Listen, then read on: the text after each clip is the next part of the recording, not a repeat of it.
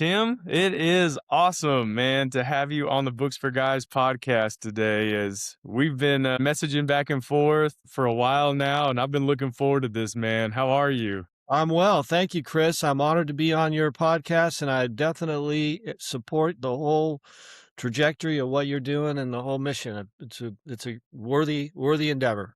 Yeah, well, we really appreciate your support and your kind words, and we're happy to have you a part of the Books for Guys community now, and going to do some awesome things with it. But no, Tim, I'm excited to talk about your book, The Alcoholic, which is your debut novel. Is that correct? That is correct. I had published poetry. I published a history book. I did some other small publications, but this is my first novel. Yeah. Yeah. That's exciting, man. And from what I understand, you've got a second one in the works already too. As a matter of fact, you're from Arkansas, right? That's right. That's right. I just happened to place the second novel in Southern Arkansas with the protagonist, 11-year-old protagonist, and yeah, I'm enjoying writing that one. So yeah, I in my retirement, I've decided I'm going to use what energy and intelligence and lifespan I have left to put out as many good literary works as I can. Yeah, that's awesome. That's awesome. And that's good work. I'm glad it's in Arkansas. Anything that's associated with Arkansas, usually I'm reading, and I got a lot of friends that listen to this podcast and watch that are located in Arkansas too. And it's a prideful state. So anything that's based there, we're all about supporting and reading about. I will send you an advance copy of the book. Even I'll put it in your hands before anybody else. Cool. Well, I'm looking forward to it. But no, Tim, before we get into talking about your book, The Alcoholic, A Hero Contends for His Soul, talk a little bit about just you and your career and your writing journey, because I didn't even know this as well. I mean, you've got a history or you've got a textbook that's in schools across America too. And you talked about writing poetry and doing all kinds of stuff in the space. But talk about like where that interest came from to write these different subjects and now writing novels. So I started writing when I was very, very young. So I had a knack for it. Even my early primary school teachers would, I remember one of them assigned us to write a little Aesop's fable. And I just spun one out and she took me aside. I said, and I was, I didn't think I was a writer. I just did what I was told. Anyway, so I had a knack for writing and, I won contests in high school, essay contests. I was always a competent writer. And then when I went to Berkeley, I was editor of the Poetry Review and I won poetry contests there. And then I got accepted to the University of Iowa's Writers Workshop on a scholarship. So that didn't cost me any money.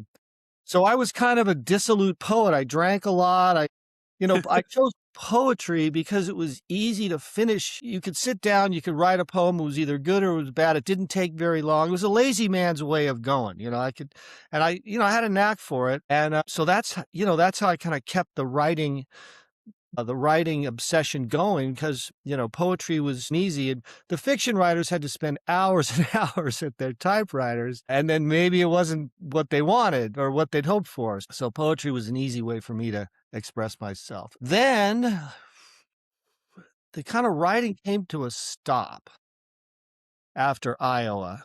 Sorry about that. Good. The writing came to a stop after Iowa because, I needed to make a living. I didn't want to be an adjunct professor at some remote university somewhere. There just really wasn't a good fit for me. So I went back to the Bay Area and I started working in the software industry, the video game industry. There was money there. It was just booming. So I learned my chops in technology from the ground up with video game technology. And I started abusing alcohol and drugs and, the writing kind of came to a stop. I remember nights I'd be sitting up trying to write, listening to Tom Waits in the background and, just eventually cranking out nothing. Anyway, I don't want to belabor this too long, but after I cleaned up my act, I went back to some old short stories that I'd been written, unfinished. Alcoholics have unfinished work left all over the place. sometimes even in the nature of children that they left behind. None of those for me. But anyway, so I went to clean up some of these old short stories, and one of them really struck me as something that had legs that could go a long way. So and that became my first novel. Yeah, it Yeah. was a short story. I like to say, you know how people say, I built the airplane while I was flying it. You've heard that expression before. This was more like building a helicopter while I was flying it because it was moving all over the place. But anyway, I enjoyed writing that, and Yeah. it's doing okay. Yeah. Yeah. Well, that was one of my questions, Tim, for you was just where the idea or the inspiration came from this book for this book, and it was your life essentially that led to the idea of this character in this book. It seems. Well, it's not autobiographical in the strict sense. The character is larger than life. Really, I wanted the short story that it came from was I wanted to explore the concept of what would you do if someone for the listeners, it starts out as a kind of a crime drama and gets bigger and bigger from there. And I was interested with the idea. It was like almost like a macabre Seinfeld episode where an intruder breaks into the house and the character kills him and then calls the police and says, "Hey, can you just get this guy out of here? I got to go to work tomorrow." Sort of exploring just how nonchalant you could be with the police when you've been intruded on and you just happen to stab the guy with his own knife. And can you just whisk the police away and say, "Look, I got to get back to bed right now." It's sort of a um, what do you say? Kind of a farce. Uh, but then that became something much, much more serious. And I use my knowledge of the recovery world as my character he's what they call a court card. He went in on a court card, but he was too smart for AA. He has all the talents that anyone could ask. He's physically powerful. He's photographic memory. He's an enormously talented guy, but he can't drink alcohol. But he won't accept that he can't drink alcohol. So that's his heroic Achilles heel. Anyway, and so I use my experience, the sort of a recovery scripture, recovery process throughout the book to show how to bring him to his recovery because he's not there yet. And the project of the novel is to bring him to that point.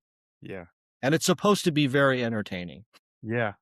No, and as I was reading through it, Tim, I was thinking of a movie. We were kind of talking about some Hollywood stuff too through emails, some conversations maybe you've got going on. But I was thinking of the movie Limitless with Uh-huh. Bradley Cooper, where he's got the drug and Uh-huh. he's struggling, but all of a sudden he's the hero doing all these amazing things. And it was just a little bit of a correlation there where I was thinking of like a similar thing I could compare it to, and that was the movie and character that came to mind for me.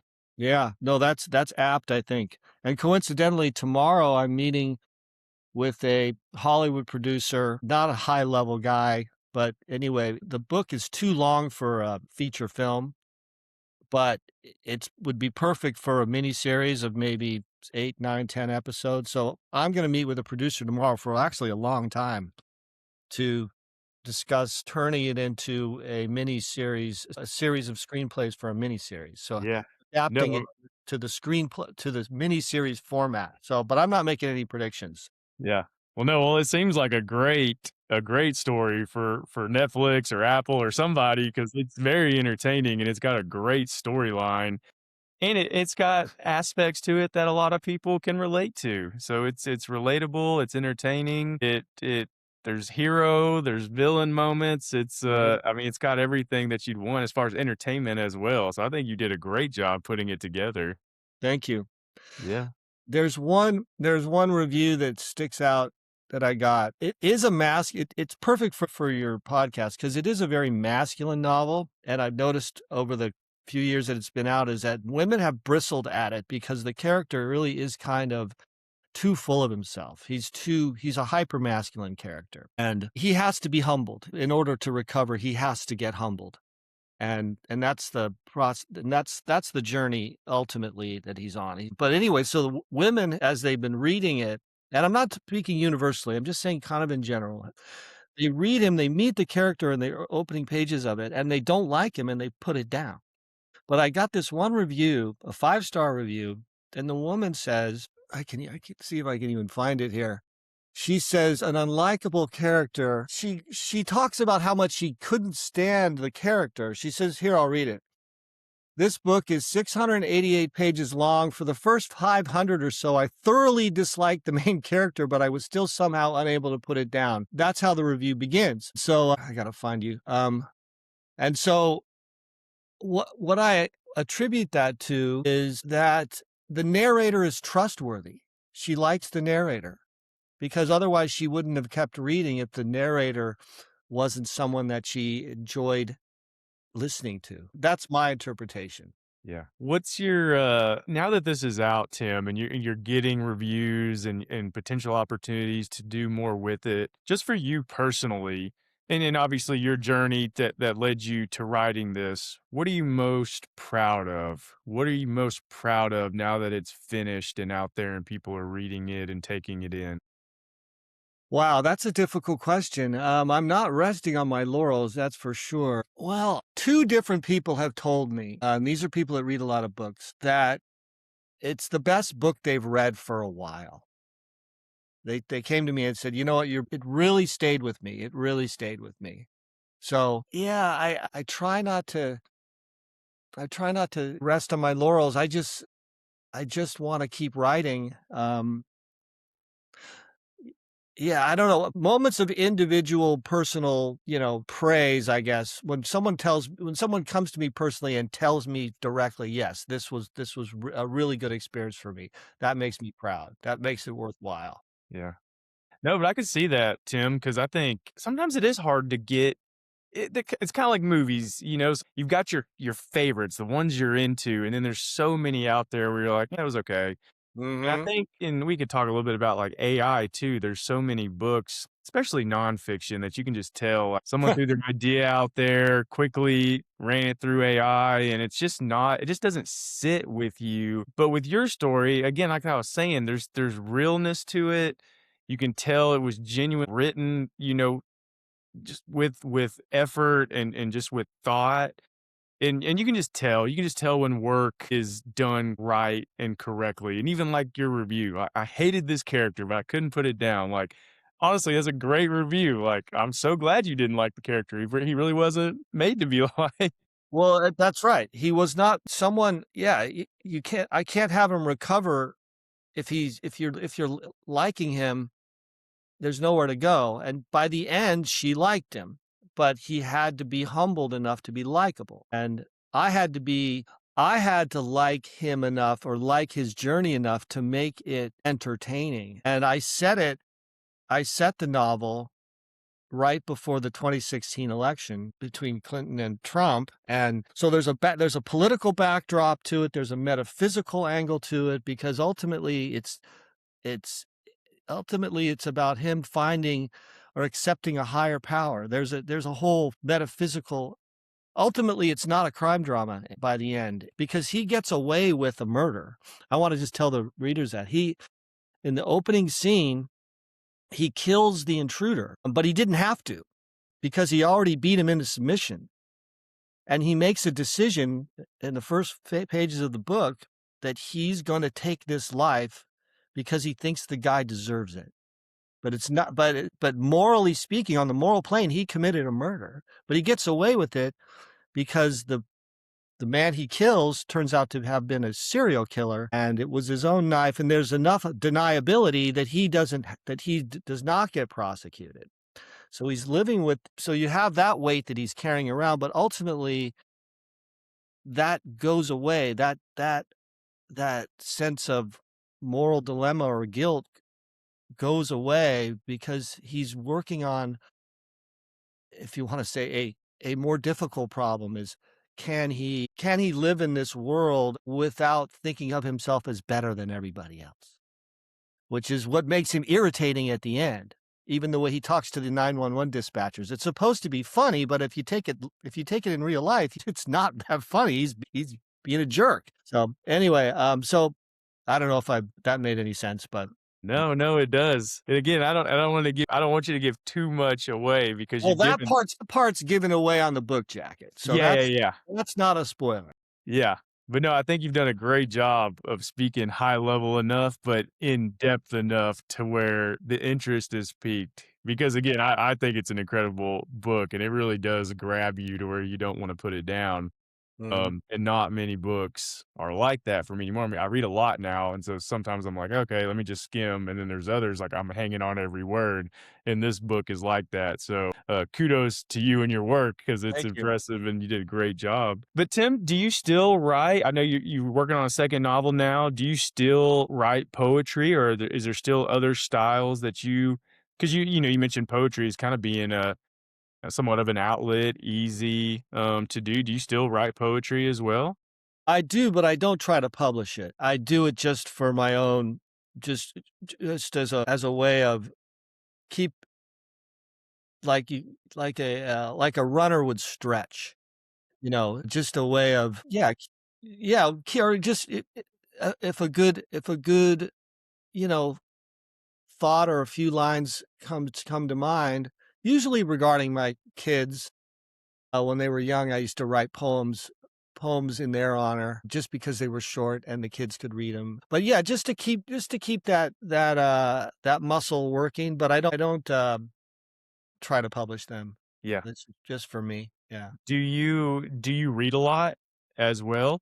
I was talking with someone earlier this week, and they were saying how Yes. hard it is to be a reader while also being a writer, I and I'm was always curious about that. I was going to bring that up. I listened to that podcast, and it's definitely true. While you're writing, it's harder to immerse yourself. There's only so many hours in the day. And writing is more demanding than reading, or at least it should be. So, no, but I still stay on a reading regimen. In fact, right now I'm reading two novels. They're both set in Chicago. One is the Thomas Pynchon novel called Shadow Ticket, which is his latest novel, which is set in kind of mob era Chicago. And then at the same time, I'm reading David Mamet's mob novel called Chicago. So I've got two Chicago novels, both very different styles of writing, but set in the same basic period, about in the same place. So yeah, I do that. I'm also reading Thomas Merton's The Seven Story Mountain, which is a spiritual memoir by Thomas Merton. So, So yeah, you do enjoy reading different genres of books too, and absolutely. yeah. Yeah. I like biographies. Like, um, one of my one of the most memorable books I've read in recent years is, Empire of the Summer Moon, about the Comanche. I don't know if Yeah, you've so heard about that. I heard Joe Rogan actually talk Yeah, about that book on his very fun. podcast, and I haven't read it yet, Yeah, but it's you're probably the 3rd person to bring it up to me, as just a book that's been read that they were like, "Man, this one is good," and I've gotta get to it because it sounds amazing. it's very well researched, and it reads a little bit like a novel, meaning it's got high drama, but it's also, you're learning about this fascinating period in American history, and these fascinating, Quanah Parker, was friends of Teddy Roosevelt at the end of his life, but he started out as a war chief, you know, Crazy. half white war chief, Yeah. the son of an abducted white woman in Texas, and he became the Comanche's greatest war chief and eventually made peace with the United States government. I mean, it's just, you could not make that up. But it's a fascinating book. I don't wanna sell his book over mine, though. Yeah, Anyway, yeah, yeah. yeah, No, no, but you again, I've heard that book talked about. I've heard people tell me how great it is, so I've gotta add that to my list, but yeah. that does kinda tee up my last question for you, Tim, and it's just, general what you've mentioned a couple that you're reading and some that you like, but just throughout your life, what has been a book or 2 that has meant a lot to you and had an impact on you? And what are some books you like to recommend to others? Well, I love the Russian novelists, Dostoevsky in particular. So, I was raised on the classics, and and I consider Dostoevsky to be one of the great novelists. So I'm well versed in his work. And I've told this to a few people, and I don't want to come off. Over the course of my life, I've read a lot of the so called great works of literature: Twain, Melville, Faulkner, Hemingway, most of Shakespeare, on and on and on. I've read a good number of what they call the great works. In fact, my mother taught Great Books, which was a series, which was a thing that they brought into the schools where a parent would come in and teach certain, anyway, so I want to add, if possible, to that list. I want to write at the highest possible level, because I've read the great works, not all of them, but a good deal of them, and I wanna see if I can add to that. Now that's a high ambition, and, it may not, my book may not last 100, 200 years and beyond, but I wanna give that a shot because I've read those books and anyway, so your question was again, Well, well, Tim, I think that's a very courageous endeavor to embark on because again, I've talked to so many authors and not one has had that aspiration to come out and say like, I want to be with those writers. A lot of it is, hey, I want to put a book out there. I enjoy writing. Hopefully it's read, hopefully people enjoy it. Here's what I want to be taken away from it. But no one has ever said like, I've read the greats, the best of the best, and I want my work to be on that level too. So I think it's amazing journey and endeavor you're on to put that kind of effort and intention behind your work. well And it well, shows. That's really cool. Chris, I mean, the thing is, I'm not doing this for money. And for me to sit down and try to write a formulaic crime drama or a romance novel or that might possibly sell, I don't think I could do it. The only way I can really face the blank page is to try to do something that's as good as what I admire. And so I'm trying to honor those that have come before me, the people that I've admired. And I'm not saying that I am worthy, but I want to see if I am worthy and to give that a chance. And like I like to quip to people, maybe someday some grandchild or great grandchild of mine will say, my great granddad wrote that. That's that's the ambition, is to have some kid hear the name of his ancestor and say, that's my ancestor. He did that. So that's really where I'm at. And literary fiction does not make a lot of money. So I'm reconciled to that. But it may have longevity. It may. So that's the kind of longevity I want. Yeah. No, I love that, Tim. Well, I think you're well on your way to have making an impact and having your story told and read for a long time. I hope And so. again, it's refreshing again just to hear your approach to that and your strive for greatness in your work Mhm. and putting that effort and intention behind it. Because again, I don't hear that very often. But when you do hear someone talk about that, regardless of what space, an athlete, a business person, an Mhm. author, those are the ones you want to keep up with and follow because they're putting in the time and the work to try their best. And so we're certainly excited to follow your work, Tim, and spotlight it. And we've already got your book on the website. Thank you. I saw that. We're gonna Yeah. have your second one when it comes out. We'll immediately get that out there too. And man, I'm rooting for you. I can't wait to see all that you accomplish and just conversations, things that can come from this book. You mentioned, some potential opportunities that could come from it. And I'm excited to see those things happen. I'm speaking it into existence. I can't Okay. wait to say, Tim Thank you. was on our podcast. Look at all the cool stuff he's doing. Thank you so much, Chris. I really appreciate it. Yeah. And No, thank you. I'll shoot you that Arkansas novel as soon as I get a full draft of it. All That right? sounds perfect. I'll be looking forward to it. So I appreciate it, Tim. Okay. Thanks so much. All right. Good luck to you.